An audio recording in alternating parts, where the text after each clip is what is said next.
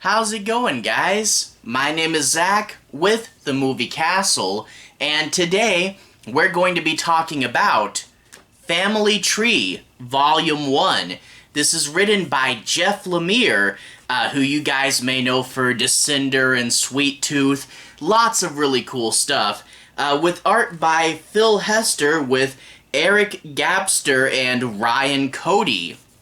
This is put out by Image Comics and collects the first 4 issues of the Family Tree series. This story is about this family. The father's gone, and it's a single mother trying to raise 2 kids.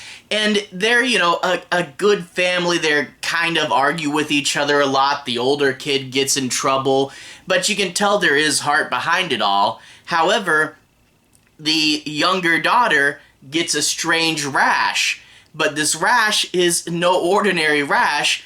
It starts to shoot out little branches, and it turns out the youngest daughter is turning into a tree person, which is bad enough, but on top of that, there's a weird cult of people that want to hunt down and kidnap these tree people, and their only saving grace is their estranged grandfather who somehow knows about all this stuff.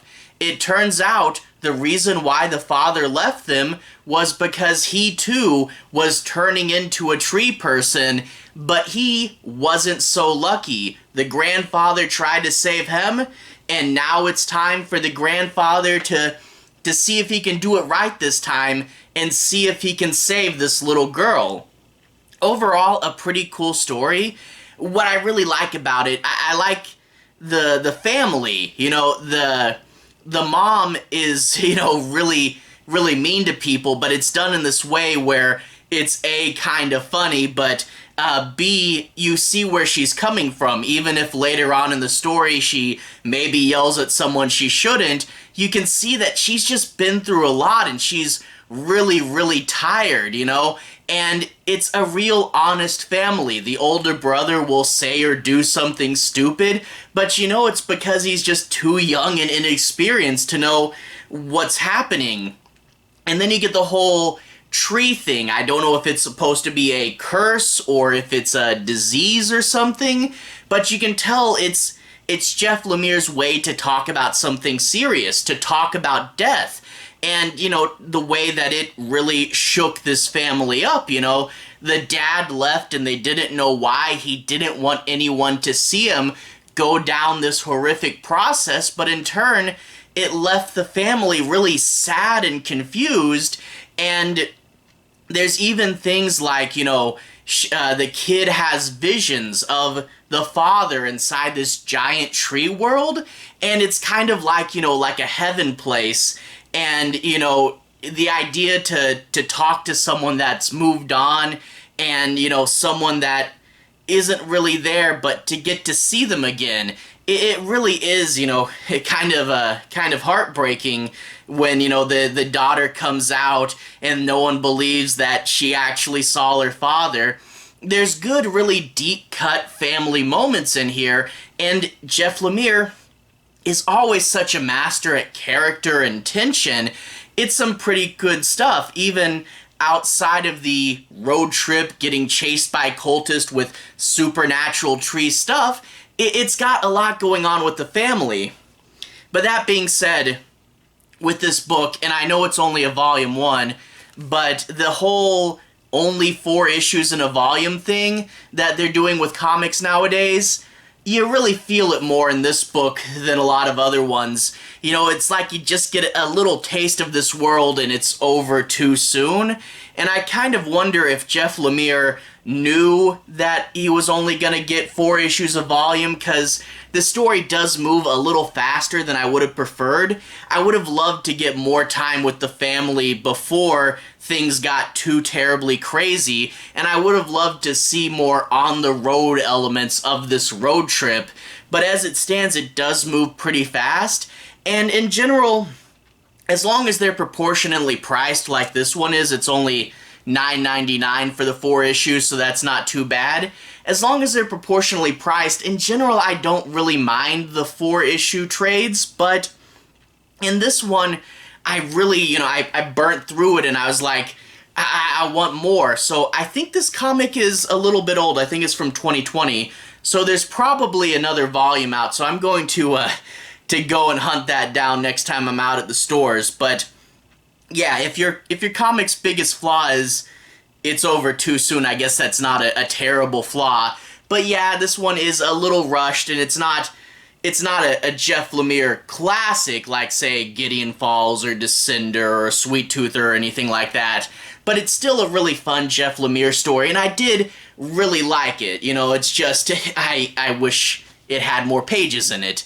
But anyway, without further ado, let's go ahead and switch over to the close-up camera. I'll show you guys more of this release, more of the art, and more of the story. So, to the close-up camera. Alright, here we are in the castle, taking a closer look at Volume 1 of Family Tree. We get to see the subtitle there, Sapling, and we get this really cool cover where she's upside down, and as her hair goes down, it turns into roots. And what I do like is if we flip the book open, we get to see the version of the cover without any text on it. So that is pretty cool. A really cool, striking image to begin with. We also get, I believe this is one of the other covers, as the back cover here with her hugging the tree version of her father, and we get the quotes and the synopsis, but also on the bottom we get to see the image logo, $9.99 US, and collects Family Tree 1 through 4. So yeah, only 4 issues this time around, but it's only $10. So hey, as long as the price stays proportional, right? Anyway, we flip it open. There's the title. That's pretty cool. The title page, and then there's the credit page, written by Jeff Lemire, with art by Phil Hester, Eric Gapstur, and Ryan Cody. And that is a really weird way to credit the art. It just says art by and lists all 3. How was the work divided up? On the back, it lists Phil Hester as the main artist there, but it doesn't really say, like, is this pencils, inks, and colors, or did they all work together on the process as a whole? I don't know. I wish the credits were a little more specific. But anyway, after that, we jump into the story proper. So I'm going to show you guys a little bit of the story, a little bit of the art. I'm not going to be doing any major spoilers. I do want to, show you guys the story, but I'll be avoiding the back half of it pretty much, so I'll be avoiding the end. I think there's a couple panels from after the halfway mark that I want to show you, but I won't spoil too much, but I do want to show a bit of the book. Anyway, we open up, and I do like this opening bit. We get a voiceover, which I think is of the son, but we're not 100% sure who's talking yet. And he's talking about the end of the world and when it started, and how he knows it started sooner than a lot of people think. And we get to meet the mom working in this grocery store, and we get this guy who's talking to her, one of the regular customers, and he's like, hey, be careful how you bag my stuff. And she has a bit of an attitude. She's like, I'm so devoted to this job, and I'd be so upset if anything got squished. And personal detail, way back in the day, I used to work as a cashier, and yeah, let me tell you, this grumpiness, like, I could never, say that to a customer, but man, you work on the lines all day, and you do get cranky. But again, I would never say that, but this is not a big chain, so maybe they're a little more loose. But another real-life cashier thing is your boss coming in to tell you you're taking too long of a break, but also that the kid's school called, and apparently the older brother has gotten into trouble again. And we get another really fun scene. The mom's going to be really cranky throughout this issue, but they do a good job of establishing why. And we get some of the funner scenes with her. For example, the kid's in trouble because the principal found marijuana on him. And he's like, oh, I'm not gonna call the police, but I think we should talk about it. And he talks about how the husband's missing, and maybe the kid needs a strong male presence at the house. And the mom just gets up, points in his face, and says, "What would you know about a strong male presence, huh?" And she storms out of there, but then she goes back and grabs the bag of marijuana first and then leaves. So yeah, the mom's cranky, but it's a fun version of the cranky character, you know?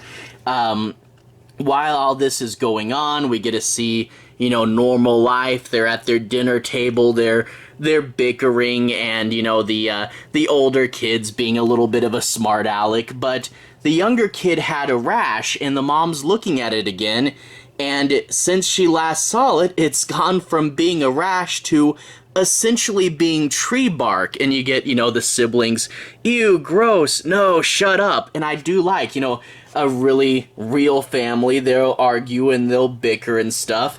So the mom goes to drive them to the hospital when their car is crashed into, and it's not just a wreck. Turns out it's a bunch of weird cultists who we'll later find out are called the Arborists, or at least that's what they've decided to call them.